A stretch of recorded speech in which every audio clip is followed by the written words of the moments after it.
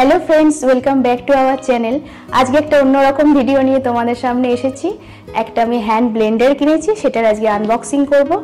आमिও देखार जोन्नो खूब एक्साइटेड। चलो एटाके ओपेन करी। प्रथमेই বলি ব্লেন্ডার মানে হচ্ছে কোনো জিনিসকে ব্লেন্ড করার যে ইলেকট্রনিক মেশিন। তো বাংলায় এটাকে বলতে গেলে যে কোনো জিনিস মিশ্রণ করার যে ইলেকট্রনিক যন্ত্র সেটাকে ব্লেন্ডার বলি। তো এই ব্লেন্ডার প্রধানত ব্যবহার হয় কেক কোনো কিছু মিশ্রণ করতে, যেটা আমাদের হাতে করলে হয়তো অনেক সময় লেগে যায়, সেটা মেশিনের সাহায্যে দ্রুত করার জন্য বা সময় বাঁচানোর জন্য এটাকে ইউজ করা হয়।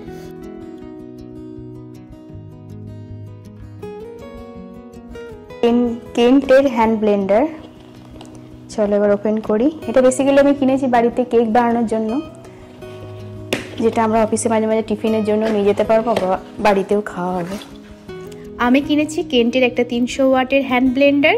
এই পুরো প্যাকেজটার মধ্যে রয়েছে একটা হ্যান্ড ব্লেন্ডার, দুটো বিটার, দুটো ডো হুক আছে, একটা আছে স্ট্যান্ড, আর আছে একটা ওয়ারেন্টি কার্ড।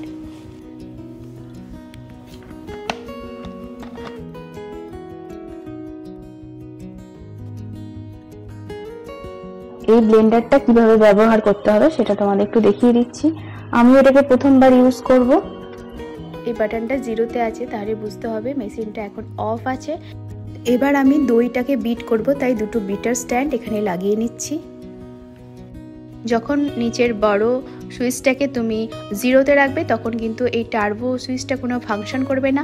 এই টার্বো সুইচটার কাজ হচ্ছে এটা তোমার স্পিডটাকে কন্ট্রোল করবে। যখন তুমি কোনো কিছু বিট করবে, এখানে 1 2 3 4 5 করে স্পিড আছে, সেটা ম্যানুয়ালি না করে তুমি হাতের সাহায্যে প্রেস করে করে স্পিডটাকে কন্ট্রোল করতে পারবে। একটু প্রেস করে নিলেই এটা লক হয়ে যাবে।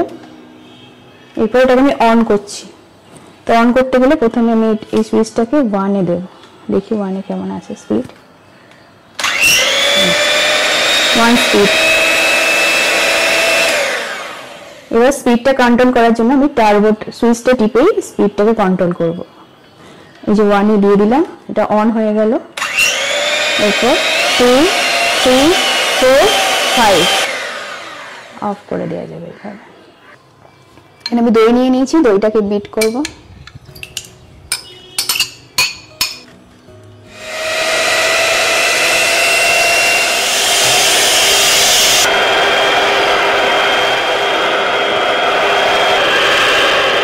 এগুলো যেহেতু লক হয়ে গেছে তাই এগুলোকে ওপেন করার সময় এই যে সুইচটা চাপ দেব, তাহলে এটা আনলক হয়ে বেরিয়ে আসবে। এটা ইউজ করার পর এটাকে ক্লিন করে নিতে হবে। এবার আমরা ডো মেকারটা কিভাবে ইউজ করব সেটা দেখে নেব। এটা বেসিক্যালি কুকিজ বা ব্রেড এগুলো বানানোর জন্য ব্যবহার হয়। এখানে আমি 2 কাপ আটা নেব। আমি চালের আটা ইউজ করছি। যতটা পরিমাণ আটা নিতে হবে তার হাফ জল ইউজ করতে হবে। 2 কাপ আটা নিয়েছি, এই জন্য আমি 1 কাপ জল ইউজ করছি।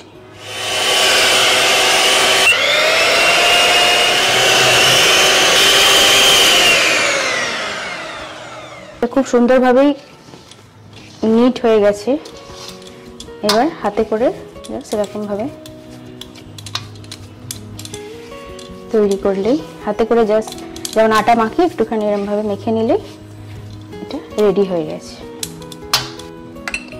দইটা ফেটানোর পর এরকম সুন্দর স্মুথ একটা টেক্সচার আসবে।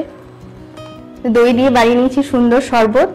যদি ভিডিওটা ভালো লাগে তাহলে লাইক করো, শেয়ার করো, আর অবশ্যই সাবস্ক্রাইব করো পরের আরো অনেক সুন্দর সুন্দর ভিডিও পাওয়ার জন্য। ততক্ষণের জন্য বাই।